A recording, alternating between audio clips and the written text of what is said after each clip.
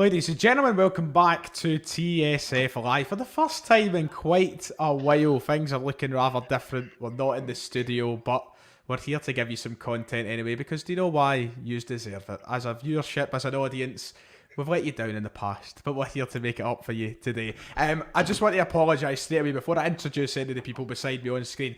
If I start to break up, sound like a Dalek, or just disappear into the nether at any point, my internet is still getting to grips up here in the new studio, so that's the reason if I disappear at any point. But we've got two great guests today to help me get through the show anyway, if that happens, and I'm sure they will be able to carry on and take control. And I'll start with the man up the top there with a massive smile on his face. It's Adam Kennedy. Adam, you're looking very, very cheery up there. I don't know if that's for any reason to do with Hearts, or maybe just because we're about to listen to David talk about Dunfermline. So how are you doing, mate? It's just see you pair, Ryan, to be honest. The weather also helps, but no, it's nothing to do with Hearts, given there's an emptiness. I need this cup final, mate, because these league fixtures, like, ever since the splits come in, it's just 5 meaningless games, and we need that cup final. But other than that, I'm doing all right, mate. What about yourself? I am all right. Looking forward to the game tonight. I'm just trying to hold on to the hope that the Wi-Fi doesn't disconnect, so I'm getting there, but I think there's one man in this call who is slightly worse off than us, and he's down the bottom of the screen there, staring into the distance. It's none other, and his Dunfermline tracksuit, it's none other than David Buick. David, how you doing, mate? Dare I ask, how are you doing? Well, I'm all right, mate. I'm actually okay. You know, I've calmed down a little bit. It's good. It's good we didn't do the show straight away. Saturday night wasn't good fun. I didn't enjoy it. Or Sunday, or Monday. Tuesday wasn't great either. But yeah, I'm in the tracksuit because I've got the job, Ryan. I'm just out at East End Park this afternoon. Yogi's away. I've got the job. 4-4 fucking 2, straight back up. No, yeah, I'm not in a great way. I know people have been just fucking shut up with laughing, you pair. What's going on here? I can just hear giggling in the background. It's really listen, I'm trying my best to keep a straight face, David, but I didn't think that come the end of the season, genuinely, this would be the show, this would be the topic. I did not think it was possible that Dunfermline would actually end up down. So I do apologise for the slight grin on my face, but it's just a bit hard to believe if you understand me. Yeah, it is hard to believe, I suppose. I mean, it's the first season where neutrals thought we might get promoted, which should have really scared me right at the start. But Grant Ball was in full flow, baby. We were smashing the group stages, the Betfred Cup as usual. You know, it was all going well, and then it all went shit, and it hasn't stopped going shit since. I don't even know where to start, because we could do like a timeline of this season, but that's a bit boring. So I don't even know, like. Probably better if you just fire questions at me. The chat can fire questions to see what I think. What about like a changing point, Dave? Like, what was the changing point where you thought, hold on a second, we might actually be in a bit of bother here? Effie Ambrose getting sent off at the weekend. Honestly, up until that point, I hadn't actually thought we were going to get relegated. And then he gets sent off, and I was like, holy shit, we're down.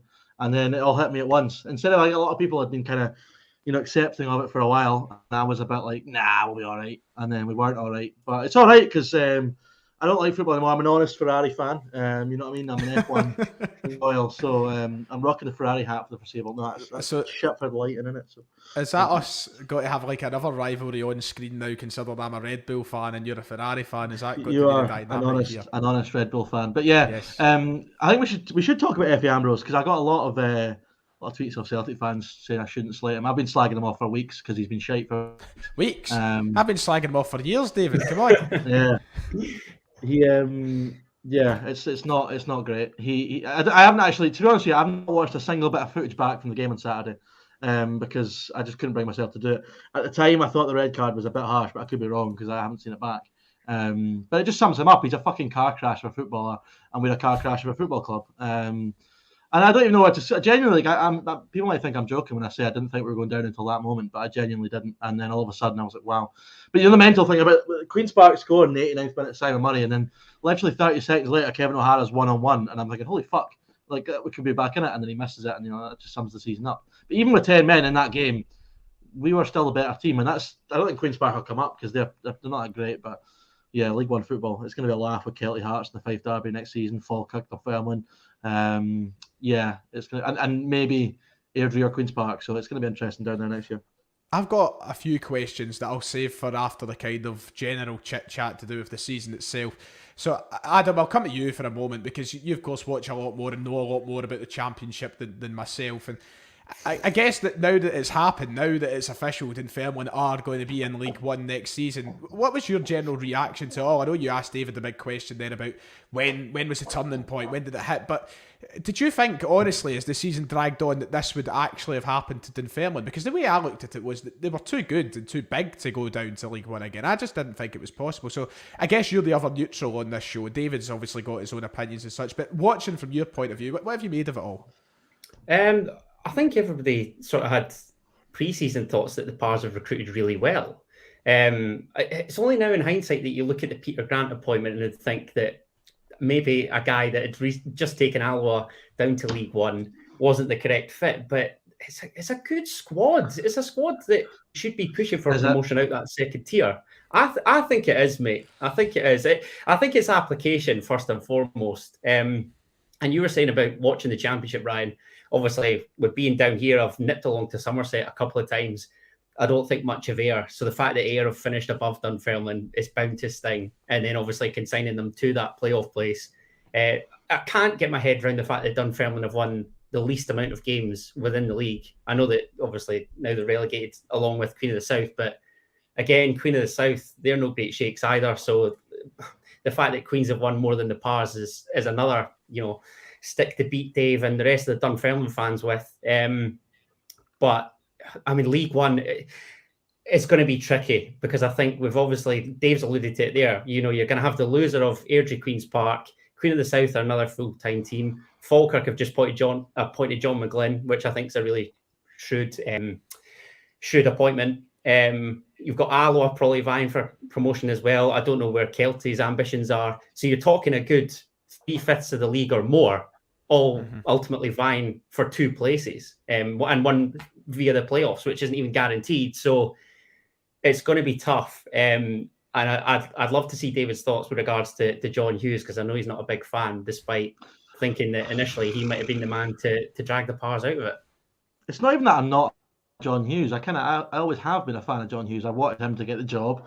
I was happy when he got the job. I was pretty positive, throughout the tenure until maybe the last month. But I mean, again, it comes back to hindsight. We talk about the Peter Grant thing. At the time, I wasn't happy with that, but a few decent early results. We got over it. But John Hughes came in, I think, on 12th of November. Fairland beat Inverness, and then they beat Ayr United. And I think we went to 6th in the league, albeit maybe just temporarily. We ended up finishing 9th. Now, he had a long time to turn that around. And in a transfer window, he was back. He got his own players in. And ultimately, he still failed to keep us in the division. In amongst a lot of dross, as Adam mentioned, when you've got like Ayr, Hamilton, get teams like that. But the thing is, at the same time, we did improve under John Hughes. We did. We got better. Our points per game improved. We started winning games. At times, you looked like a decent football team. I mean, we beat Thistle 4-1 at home recently, 2-0 at home. A win over Rovers. We looked really good. Morton's up turned didn't help matters either, Dave. Did it? I don't think anybody could have anticipated that Doug Emery would do such a good job with Morton.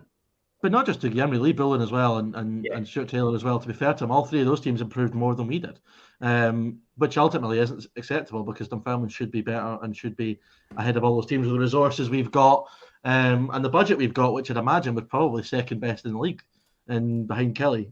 So yeah, it's David Stonedry's greeting. I've just put my contact lenses in. I really fucking remember. I was wondering. I seen everybody talking about how you look near tears. Before we came on, I was like to Adam, I was like, I look like I'm greeting here.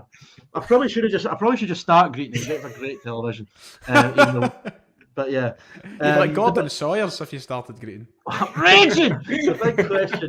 The big question I was asking at Dunfermline fans is who's to blame. There's a lot of, is it John Hughes? Is it Peter Grant? Is it Ross MacArthur? Is it Thomas Meggle? Is it the German owners? Well, that's where I was going to come to next. There was a couple of points that I wanted to actually bring up to you, and one of them, the main one, is in relation to the board and the management, etc. What is next? Where does the blame lie, and what comes next? I remember seeing you put up a tweet at the weekend saying, sack the board, sack the manager, sack the board. Sack the whole team. I don't know if that was just the knee-jerk reaction at the time. Sack the board. A lot of them have just fucking got there.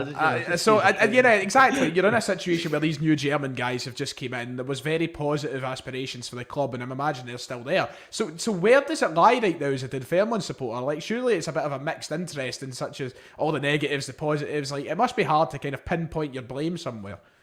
as much as I'm a greeting bastard on Twitter about Dunfermline, I do tend to stay pretty positive in terms of like what's going on. I mean, throughout the whole season, I was trying to back Yogi and try to back. I mean, there's loads of good stuff that's happened, right? We've got new owners in, new training grounds being built, new academies underway. The women's team have now affiliated themselves with the club. There's loads of good stuff happening off the pitch. David Cook's come in as the CEO.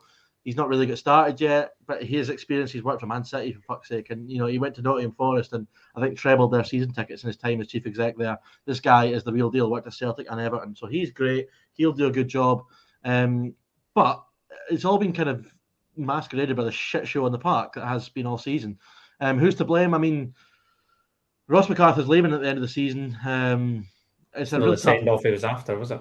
No, it's not at all. But it's a real tough thing with Ross McArthur because he's a Dunfermline fan. He's worked for nothing, genuinely not been paid by the club in his years as chairman, and given tirelessly himself, he's faced a lot of stick that no one should ever have to deal with.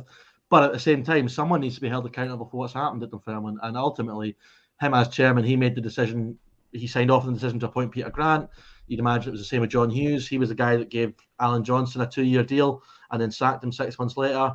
He appointed Stevie Crawford, who, as much as I loved, ultimately didn't get us promoted. So he was kind of the guy behind these decisions. He's leaving, though. So it's kind of like, well, the guy that is behind it is leaving. So we've kind of got our head in the plate already. But, this is where it's all really tough. And you're right, Ryan. It's a strange situation because normally when you look at Falkirk, when they got relegated, everything was a shit show. Off the pitch, on the pitch, it was an absolute shambles from top to bottom. Now, there's an element of that at Dunfermline, but there are a number of good things in place that we'll start to see more of in the coming years. So it's a really complex situation, which is why I didn't want to do an instant video, because you kind of have to take stock and think about what's actually happening before you just launch into a video and a rant like I did on Twitter. But it's not like me when Neil Lennon was in charge and I had to just load up the camera instantly. That was difficult. But before we do move on, because obviously we're not going to sit and talk about Dunfermline all night. I know you could. You probably could go for hours, to be fair to you, David. But there was one thing that I did want to point out, and I was actually going to tweet it the other day, but I couldn't remember, and I still can't remember the date that you said it. But there was a game this season, and I can't remember for the life of me which one it was. And we were in work together, and you came up to me, and I think John Hughes had just kind of got started, and they got a good result. It was a draw, I think, maybe. And you were like, from now till the end of the season, Dunfermline are not going to lose a single game. Well, obviously I was joking. Come on, He's very serious. You're a man of bad predictions of yourself that have gone so viral. You're beating me with a stick. You shouldn't be allowed to that. No. Yes, but listen, see, before though, like there was the first 2 games, we went up at Inverness before he took full charge, and we beat Ayr 3-0 at home. And at that point, I'm thinking we're going on a fucking playoff push here. Like, if we can get a good transfer window in. It actually was looking good right at the start. It was. I genuinely think we were sick. I think we were sixth after that Ayr game, and everyone else was shite. And I was like, there is a decent chance. But one stat that came up, and it was Adam will know this because he was, he watched it last season. Dunfermline beat Hearts to the top of the league in October last season. I think in 59 wins, 1 which is just mental, absolutely mental. Management on a growth. Is it me or is it David that's cutting it? I think it's David. It's David cutting away. Right, we'll let him recover. We'll let him get back. I think that's him slowly recovering there. We'll just allow him. I'm back. Is he back? I don't know if he's back. We'll let him get it together. We'll let him sit there. Just let your camera reset itself there, David, son. You just sit there. I'm going to take it on to the next part anyway. We have been going for 15 minutes. David's slowly recovering. I can see him down at the bottom recovering there. But in relation to the Championship playoffs, it is going to be Inverness and Arbroath, as we know. It ended 0-0 in the first leg the other night. The second leg will be played on Friday, and the winners will likely play St Johnstone from the Premiership. Adam, very quickly, what's your thoughts? Who's going to win between Arbroath and Inverness on Friday? You think it's advantage Arbroath, what with taking them back to Gayfield and the tie evenly poised, and St Johnstone have been consigned to the playoff place, so it's going to be very interesting, given I think St Johnstone struggled past Arbroath in the League Cup earlier this season on pens, right, if my memory serves me. So yeah, that tie, should it go ahead, obviously I'm not counting Inverness out, but should it go ahead, will be a very interesting matchup, that's for sure. Aye, David, what are you thinking? Do you think Arbroath will get the job done? Don't care. Should be us in this position. Yeah, I mean, I don't know. I mean, the fact that Arbroath have got the got the point. Well, not the point, but got the draw to take back to Gayfield. They'll be very, very happy with that. So, yeah, you got to back Arbroath at home, surely. But I think that's a good point. I don't think winners will beat St Johnstone. But I mean, Dundee got a good win last night, so the Great Escape. Yeah, well, I suppose the Great Escape could be on. I mean, we'll talk about that result because we have to later on. That's a massive result to talk about. I think that Adam will be enjoying that game when we get to it. It's a good laugh. And then in the other leagues, of course, Queen's Park will take on Airdrie for the Championship playoffs, and Annan will take on Edinburgh City for the playoffs to League One. And that kind of wraps up everything in the kind of bottom half of the bottom third. Or the bottom 2/3 of the bottom 3/4. Bottom 3/4. That's right. That's right, Adam. How can maths was never my strong point, right? Let's just get that very clear. Before we do move on to previewing what happens tonight in the Scottish Premiership, I'll open the floor to the pair of you. Is there anything that you feel like I haven't touched on that you would like to add in relation to Championship League 1, League 2? I'd say that I'm probably surprised that Edinburgh City have got the advantage over Annan in the playoffs. Second leg of that Friday night. Hopefully City can do it. Bit bizarre given that they sacked Gary Naismith and Alan Mabry's now seems to be pushing them toward League One. So change of managers sometimes do work out, I suppose. I can't believe we're going to be in the same league as Edinburgh City next season, potentially. That's mental. Wow. You know what's even more fucking mental is that Cove Rangers are in a higher division than Dunfermline. 4 years ago, I was at Dragon Park on a Wednesday night watching Cove Rangers beat Fort William, and now they're in a higher fucking league than Dunfermline. Wow. Good grief. Things change very quickly in football. I think that's one thing that we've learned. And before we do move on to the big boy league, then Gremlins seems horrible. To be... That's Gremlins. That's not exactly. That's not nice. Right, okay. Tonight is the night then, ladies and gentlemen. Celtic could be crowned champions once again in the Scottish Premiership. Boy, oh boy, it's 10 in a row with fans in the stadium. I am buzzing. It's been, a tough couple of years. It's aged me horrendously, but tonight at Tannadice, just like 2008, Celtic should become champions once more. But a tough game, to say the least. And Dundee United, they have a lot to play for, of course. There's a chance that they could get that European football next season if they finish within the top 5. So they're going to put up a bit of a fight tonight. I don't think it'll be easy done for Celtic, but I think ultimately we know what's at stake. And despite basically being champions already, I think that the chance to be officially crowned champions tonight is something that Celtic will certainly not like to pass up on.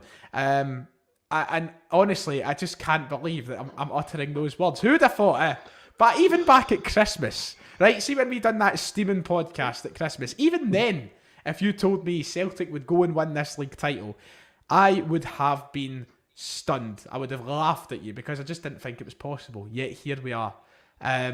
What we're thinking tonight then, boys? Buick, I'll start with you down there. Are you looking forward to seeing the title return to Celtic Park? I know Div's not on tonight, so he can't really have an opinion or a say, but what are you thinking? Don't care again.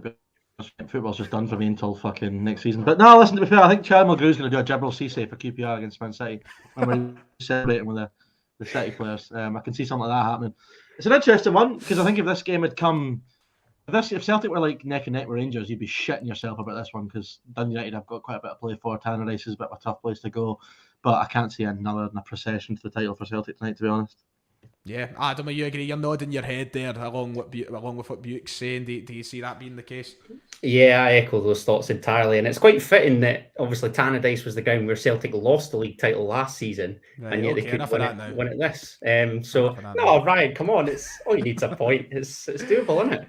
Yes, like you say, but I think it'll be a fairly comfortable win, despite the fact that, like you say, United are sort of on the cusp of a European place, really. But because obviously Rangers host Ross County, and you'd imagine that Rangers maybe get the better of them. So yeah, a point would do both. We might see a draw at Tannadice, but I can't see it personally. I just would like a game that has a lot of goals, a big party atmosphere. I'm actually very jealous of everybody who's getting themselves along there tonight. I was tempted to waddle my way up to Dundee and see if I could maybe even squeeze into the home end, but they don't seem to be taking too kindly to that. Can we talk about that? Yeah, on you go, mate. Feel free.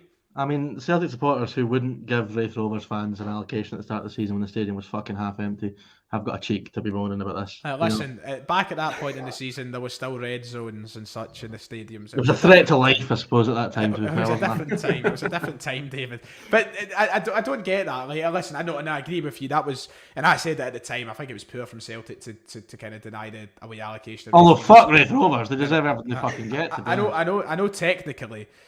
Technically, there wasn't much we could do about it if you looked at it from the COVID logistics. But apart I don't know. Just put them in the usual away corner that was empty. Yeah. Of course, but that's what I'm saying. There's fine print in there, isn't it? I just feel like I'm fed up of these empty stands at grounds. Just shove all the fucking fans into one end if they can fit them, and gear the rest to Celtic, Rangers, and everybody else. But it's not like Paradise is going to be empty, though. I mean, come on. I don't think there'll be that much of a crowd for the United fans tonight, surely. What, with their return to European football, potentially? This is as great a United season as they've had in a wee while, no? I know, but I think you'll be stunned when you see the amount of empty orange seats there. I could be wrong. I don't know what the numbers are like. It's on the box, aye. It's on Sky Sports. It's maybe a factor. Exactly. So you'll see it tonight. You'll see it unless Celtic fans do manage to find their way in, then you'll see it tonight being the case with the empty seats. But it's massive. I think Postecoglou will be buzzing about this evening. And then we bring it back home at the weekend to have a party and lift the title on Saturday. It's just really, it's went well. And, I made this point earlier on in the week in my video. But you look at Celtic early in the season when we lost to Hearts away from home, we lost to Rangers away from home, we lost to Livingston away from home. We now have the chance to go on and win a league title here tonight away from home you never thought we were going to win away from home. So it's crazy how things have turned around. And yeah, you've got to sit there and give credit to the big man, surely. Yeah, I mean, I would fucking love it if Celtic didn't renew his rolling contract and he came to East End Park and saved us. That'd be great, because who doesn't love a bit of big Ange, to be honest? The amount of Rangers fans that love Ange is mental as well. It is strange. And the games you listed there that Celtic lost, you always think of them as games you have to win a league title. Rangers have dropped points in kind of silly games like Ross County, that one up there. I can't remember. Yeah, exactly. That was the one as well. So yeah, it's mental. I said at the start of the season it would be a miracle for Celtic to win the league, and I don't regret saying it because it feels like it has been. But the crazy thing just now is you Adam, but it's really disconcerting. Normally we've got one set of the gruesome twosome that are happy, but see at the moment when they're both really happy, it's fucking horrible, isn't it? Like it's just not nice. Oh, you're just bitter. You're just bitter. It's not great. I don't know. You say this, but they'll still go tit for tat in the summer with all the needless, random, pointless stuff that only they can get upset about. So I don't know. I mean, we'll hear from Rangers fans that the league title doesn't matter, and from Celtic fans that the Europa League is a dead cup anyway. So it's gonna be really tedious all summer long. Oh well, let's hope that. If only there was a World Cup to occupy our attention, but I don't think I could pick myself up for a World Cup. I'm that done with watching football just now that I honestly have no. Even if Scotland were in it, aye. Don't give a shit, mate. Clark out. Never thought right, so we'll do as we normally do in these live. What time have you got to be away for, David? 20 past? I've got 10, 15 there. I've made other arrangements. We've got a bit of time yet. Right, okay, that's fine. Right, we'll do the quick we'll do the quick sort of round up of the scores and predictions and such. What are we all thinking for tonight? What we're thinking in terms of score prediction between Celtic and Dundee United. I'll let you start, Buick. 2-1 Hibs. Oh, 2-1 Hibs. Wow, nice. Yeah. That's good. I think it's going to be 4-0 Celtic. It's 4-0 Celtic? Yeah, why not? 4-0. Okay, fair enough. Adam, what are you saying on that other side of the screen there? United 0, Celtic 3. Celtic 3-0. And I'm the least optimistic out of all of us. I'm sticking with my 2-0 that I said in my video. I'm seeing a lot of 4-0s actually in the chat. 4-0 seems to be the popular sort of option going into this game today. We've got a 3-1 from Anthony as well. We're getting a 5-0 from the Baldy Prick 1888. Lovely name. So I'm going to go 2. I don't know. I'm just a little bit more conservative when it comes to predictions nowadays. I've seen predictions hit me in the face, so I like to play it safe. So I'm just going to stick with I'm sticking with the 2, and then just like that, they're going to wheel out the same old team for 2008. Paul Hartley, Barry Robson, Georges Samaras, Charlie Mulgrew. Oh, Charlie wasn't there. Was that the night that Rangers lost at Batodry? I believe so. I Nacho can't remember Novo what got sent happened. off. I remember can't watching remember what that. happened. I think that's We were right. watching the Celtic game on the telly, and I remember having it was like, this is 2008, so it was like a phone, but like you get headphones to your phone, and they were like the fucking aerial for the radio. Like you had to plug them into the Christ. phone. So I was listening to the game. You are for the the Rangers Highlands, aren't game. you? No, this was, mate, it was 2008. You didn't have digital. Do you know what fucking radios in your teletext is phone, up did you? there, Dave? Yeah, but it's not, I was listening to the game, is what I'm saying. I wasn't like checking the scores. All right. And I was telling like that National would have been sent off and no one believed me. But he See, had to. I always said that if it went. I mean, I to hope he the- did. If I've made that up, then he definitely wasn't sent off. I would love it if I wouldn't have loved it to go to Helicopter Sunday, but if it went to Helicopter Sunday this year, sorry, my camera, fix that. There's a camera away. It's okay, the camera's away, I'll be back in a moment. But if it got to that stage this season where it went to Helicopter Sunday, I would have definitely been rocking up to Parkhead at the weekend with the proper old school earphones in the ear, the wee sort of cassette tape, The shouting out wireless the results to classic. say yes, the wireless. But aye, okay, we've covered Celtic. Are you going to go up to Parkhead tonight and welcome the team home? Well, we'll see. It's a bit late, isn't it? I'll be wrapped up in my bed at that point. I'll be Your a Willies burrito. on. Your I'll Mars be Jabbies burritos. on. Right, okay, right. Pass up on that one. Thanks very much. Well, let's move on to the other side of Glasgow. They're at home tonight, Rangers. They play Ross County. And a kind of consolation game for this. At this point for them, it seems like the league doesn't matter, does it? So bigger fish to fry, I suppose, for Rangers. They've got a Europa League final next week to worry about. You would imagine, though, that it should be relatively straightforward tonight. The last time they played Ross County, however, 3-3 draw. It was dramatic. It was one of those games that probably swayed the momentum in Celtic's direction. It was also the same game that Amad Diallo made a TikTok compilation for the draw. But tonight they will look to right the wrongs of that game, Adam, and you'd imagine that at Ibrox, that'll be an easy enough job. Yeah, and with County not scoring now in 3 league games, you'd imagine it'd be fairly routine for Rangers. Despite the fact, I mean, their games with County have been crazy. We've had a couple of 4-2s, that 3 each. So they've conceded 7 goals in the 3 matches that they've played against Ross County in the league this season. But again, I'd imagine it'll be, a good amount of the backup brigade out, and they'll probably still be too strong at Ibrox for the Staggies. Yeah. David, any thoughts down there? You look as though you just don't care again. I was just posting my Be Real. He's on that. Great app. I'm on that video. You've not added me. Ah, well, Aye, well, I lived with you for a year and a half and you've no fucking Exactly. added me, do you? True. So what were you talking about? Rangers Ross County. Right? I thought you were going to say Rod Stewart. Ross Stewart. I see that first cut is the deepest. Great song. What I don't know. What is there even any point in those two? I mean, it's a bit of a waste of petrol in the current fucking ecological climate for Ross County to be driving down there tonight.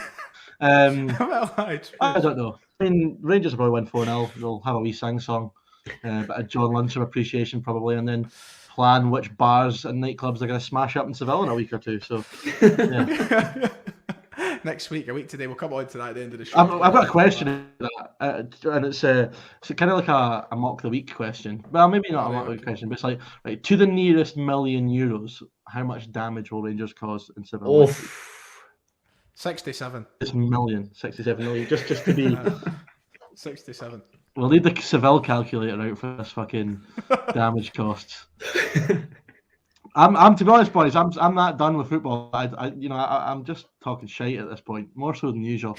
You don't even care about the fixtures of the night, do you? I honestly don't care. I didn't know the Arbroath result until I've checked it just before we came on, just out of interest. I never liked it, to be perfectly honest with you. It's overrated. The teams are shite. I don't know why you'd want to be in it. League One's good fun. Championship's hell. Seaside Leagues, Peterhead away, nice fish and chips maybe. Peterhead in League One. I don't even know that anymore. They survived. Montrose, you'll get to go to Montrose. So, me and Adam are in the fucking sun here, aren't we, by the way, Adam? Are you feeling the heat like me? Absolutely honestly. Stunning, mate. Off your face is fucking... Martin boiling down here, I tell you. Martin boiling. Right, okay, let's get a crack on with the rest of the shite that's going on in the leagues, because there's one team that we have to talk about else, because you're here, Adam, so Hearts take on... Don't bother. Well, don't bother. You don't want to talk about... Mate, listen.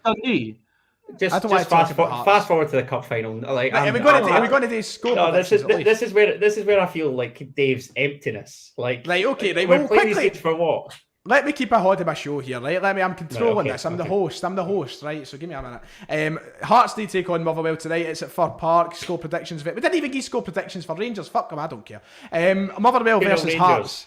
2-0 Rangers. Okay, David, what are you saying? 3-1 Ross County. Oh, fucking hell.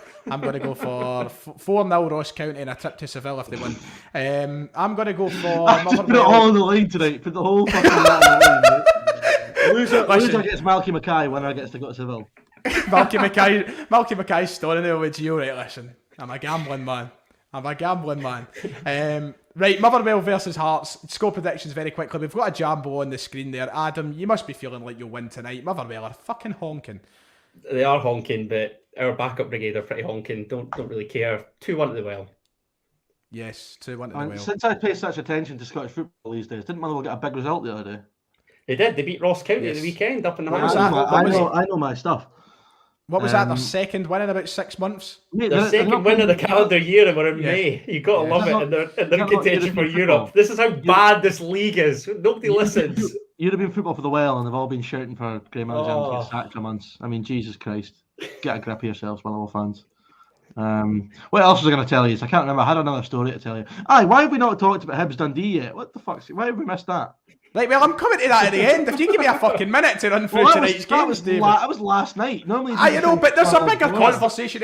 That's the first of these fixtures, mate. That's Right, I know, but if you hear me out here, Hibs are in a fucking state. There's got to be a conversation about Hibs, and I thought to myself, right, let's keep it for the end. You know, as a host, I thought to myself, that'll be a nice way to wrap up tonight's fucking fixtures. Why don't we just talk about Mark McGee getting his tadger out in the touchline? Did you not see that after Charlie Adams' goal? He was windmilling in the touchline. It was tremendous. Great form on the guy, to be fair to him. No wonder Big Dingus has wanted to get his clothes off for so long. Get that tip. St Johnstone Aberdeen, very quickly. I'm going to go 1-0 St Johnstone. 1 each. 1 each, David. Who else St Johnstone playing? Aberdeen. They're shite. 2-0 St Johnstone. And then finally, the last game that's been played tonight, St Mirren against David Martindale's Livingston. Christ, I can't wait for this season to end. You know what? Honestly, it's dross. Football's dross, innit? We don't need it. I know. I'm going to go for a 1-0 St Mirren win. Don't know why, but I'm just going to say it anyway. I'll back the buddies and say they win 2-1. David, are you doing your aerobics down there? They've got to, get a bit. Well, actually, I'm not even going to say what I was going to say there. But tonight's game is the Battle of the Baldies, Ryan, because it's Davy Martindale versus wee Tom Fitesco. So hopefully Tom's greeting. After I left Tesco, he texted me a week later when Dunfermline got beat off Kelly, and I was like, I'm never speaking to this man ever again. I hope he's watching live. If he is, he will be watching. He'll probably text me more fucking abuse. It's a shame he's got nobody to polish his head anymore now that we're all gone. I know, spit polish. He quite enjoyed that now and again. Could be worse. Could be worse. Could be a spit roast. But here we are. Right, let's move on. Right, on to the last. This show's an even bigger shambles than I knew it would be. Last topic of the night in terms of tonight's Premiership fixtures or this week's Premiership fixtures. Dundee last night beating Hibs 3-1. Fucking hell. Hibs are in some state, aren't they? Like, I know that I like to have a laugh and a joke about everybody else's misfortunes, but fuck me. Being a Hibs fan right now, that's got to be up there with some of the worst. It must be I've shite. missed this Hibernian. I've missed them. It's been great. This is so good. This just caps off of what's been a great season. It's fantastic. Them and Aberdeen in the bottom six. Yes, please. You think that Hibs could do with a John Hughes type appointment, couldn't you, David? Yeah, absolutely. There is some good honest laddies in that team that are gonna, look. I don't even know. I'm just so done. Adam's going to mute his mic and everything for a cough. But an absolute mess of a night. Charlie Adams scoring for 25 yards as well. What a goal, by the way. Great After goal. a corker and an assist at the weekend. I was come about to away say with that goal. I mean, what's the better highlight this week from Charlie Adam? Was it the assist at the weekend or was it that goal last night?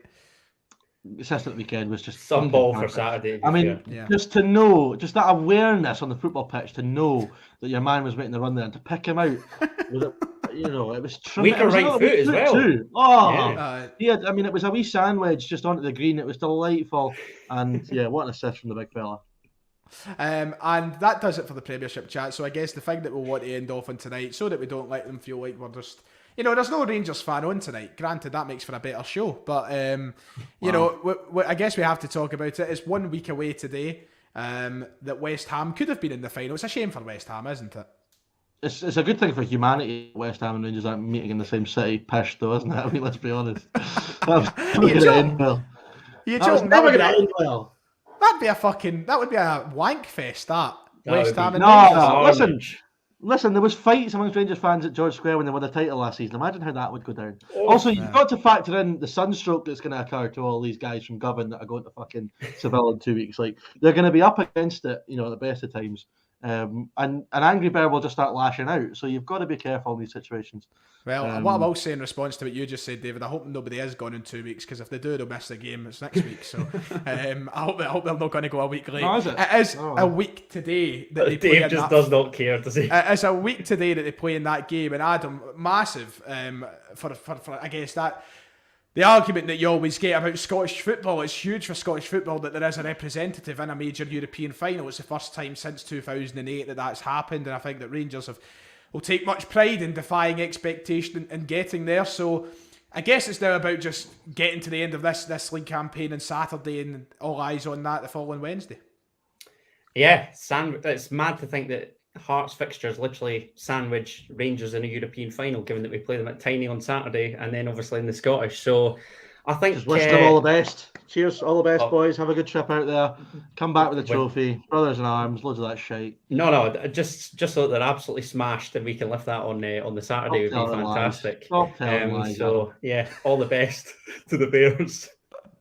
And David, what are you hoping for this time next week? Are you hoping that Rangers come back with a trophy? I'm hoping for a bit of better weather. It's been shite here for the last couple of days, so a bit of sunshine would be good. Getting out to play some golf. But as far as Rangers are concerned, listen, yeah, I don't know. I mean, I'm not sure I can deal. I think that might be worse than England winning the World Cup in '66 if Rangers win that, because I don't think we'll ever hear the end of it. I think they'll talk about that more than you talk about '67, and I'm not even joking. I mean, like, cause it's gonna happen. It's gonna be so recent. Do you know what I mean? I mean, recency bias does come into stuff like this. Well, listen, I mean, that's you saying that. How do you think? I'm sitting here biting my fucking lip. It'd be the same if you arseholes were going over there as well, man. I mean, it's just none of us need that, to be perfectly honest. We just need a quiet summer. We've got a big, World Cup playoff coming up in like 3 weeks. Hold on a second, you literally just said that you don't care. Well, I know, but I've changed my mind throughout the course of the show because you two inspired me so much with your enthusiasm towards Scottish football. That now I'm all about Steve Clarke's, Tartan Army and Clarkin. How are you feeling, Ryan? You nervous? Am I nervous? Yeah, fucking you must shite be myself. Yeah. Fucking shite myself. I can't bear the thought of him lifting that trophy next week. I'll be quite honest with you. Listen, obviously, as a German football fan, the Bundesliga has let me down on numerous occasions thus far. I'm not expecting Eintracht Frankfurt to cure me.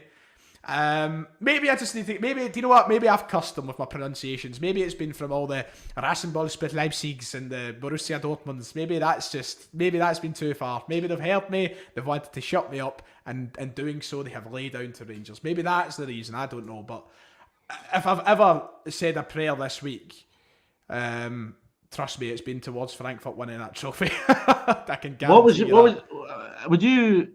Right, okay, let's do some hypothetical scenarios, right? Oh, say Celtic were offered not to win the league, but you win the flats. cup. But you win the cup, right? So you win a cup double, but you don't win the league. Jump off the high flats. But Rangers don't win in Seville, right? Or you win the league and Rangers do win. So would you so Rangers would win the league. No, Rangers would. This doesn't work. Doesn't matter. Move on. Okay, very nice. I think I didn't think that through. Hypothetically, if I was to choose any other scenario, it would end in me being dead. Simply put. I mean, that's a scenario I can certainly get on board with. So. Oh, thanks. My goodness. Very fucking nice. Oh my god, I'm so sad. I'm so sad. That kind of brings me to the end of today's show, I believe. We haven't even talked about Graham Dorrans yet. But do we want to talk about Graham Dorrans? Not really. He'll be cheering them on. So. Former club and all that. Aye, Rangers man. Right, okay, we'll leave it there for this evening. We'll let you get away and do whatever you have to do tonight, David. It's been a fun one. I've enjoyed it. Thank you to the 200 viewers who have been along here tonight to watch along. These lives will probably become more frequent as time moves on, with David being back up the Highlands and everybody being scattered all over the place over the coming years. But it's fun. It's always good, and it's good to get people. So I'm doing them. Make Dunfermline great again. Make Dunfermline great again, baby. Build a wall between Dunfermline and Kirkcaldy. That's a great shirt. We're gonna build a wall from Kirkcaldy to Dunfermline. Right, okay, that'll do us for the night. If I talk about Donald Trump, that means it's the end. Well, right, hold on, one last congratulations. I might get in trouble for saying this, but I'm going to say it anyway. Just like to congratulate John McGlynn on not trying to say a rapist so far in his time at Falkirk, because he's lasted longer than I thought he would. And wish him and Falkirk all the very worst for next season. Cheers. Thank you for watching, and good night.